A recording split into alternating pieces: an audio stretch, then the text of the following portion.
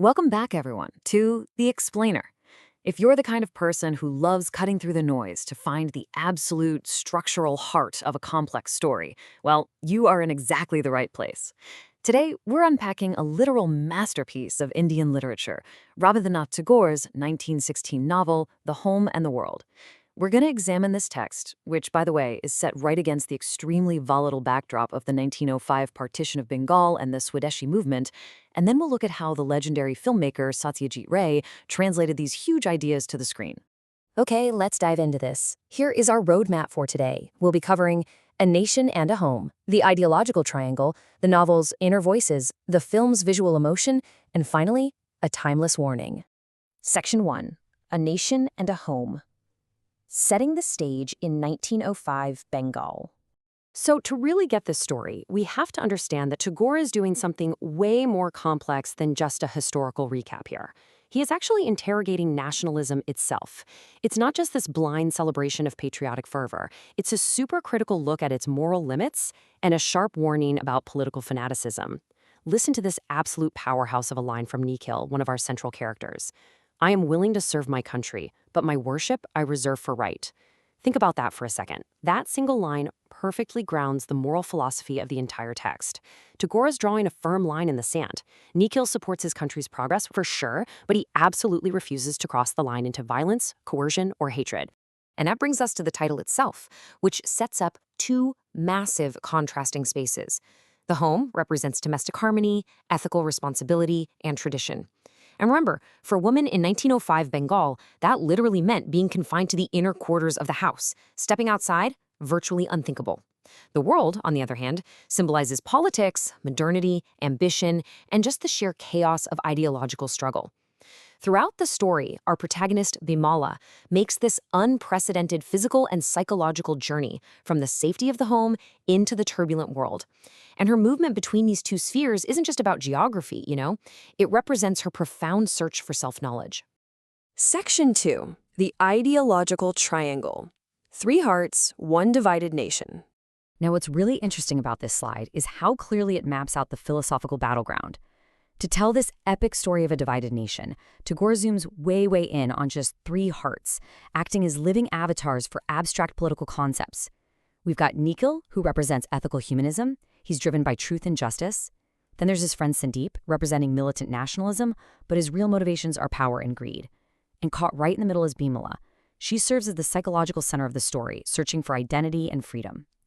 This triangle is just a brilliant way to humanize a really heavy political debate.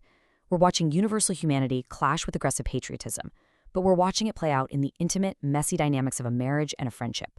Bimala's journey is totally the key to unpacking this.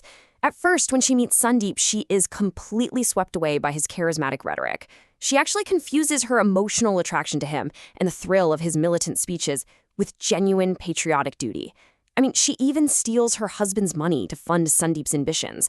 But as she painfully realizes, true freedom isn't just stepping outside your front door or blindly following a magnetic leader.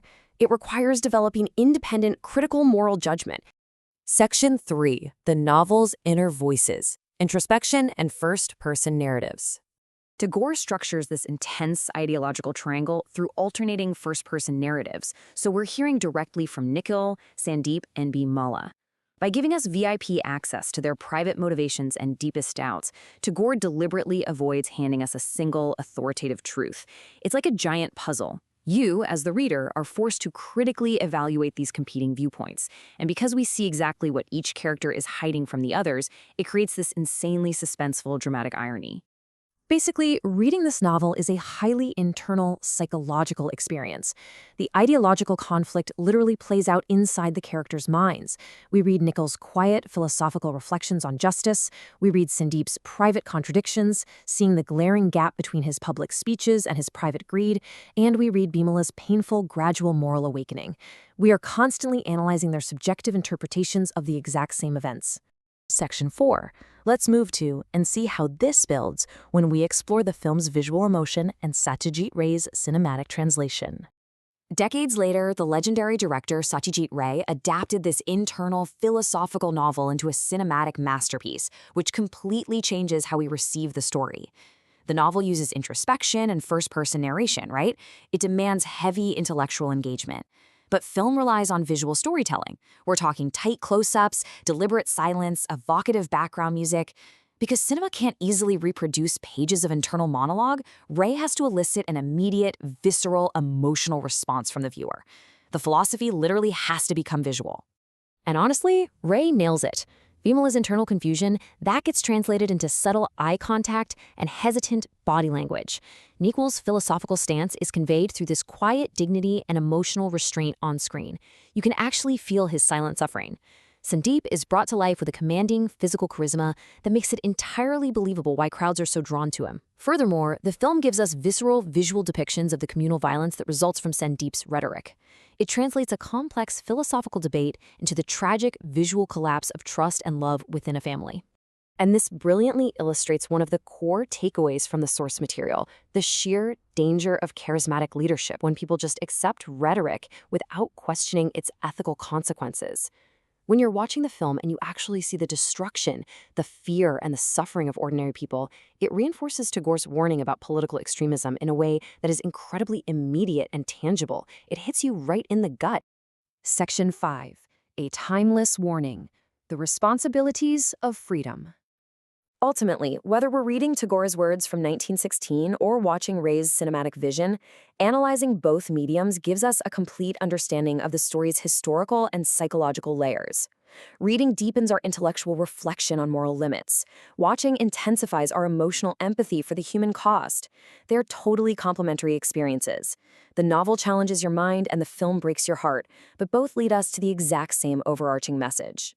So the crucial point is this. Authentic freedom can only emerge when national aspirations remain grounded in ethical responsibility, individual conscience, and compassion. Tagore is impartially but very firmly stating that patriotism, no matter how passionately felt, must remain subordinate to universal ethical values. If you strip away morality for the sake of a political victory, you're going to destroy the very society you're trying to liberate. Which leaves us with this final provocative thought to close out our explainer today. When political passion clashes with ethical responsibility, which will guide your actions? Tagore's century-old warning isn't just some dusty history lesson. It's a mirror held right up to our own modern political landscape. Take a minute to really think about how you navigate the ideologies in your own world. Thank you so much for joining me on this deep dive into the home and the world. Keep questioning, keep analyzing, and I will see you in the next explainer.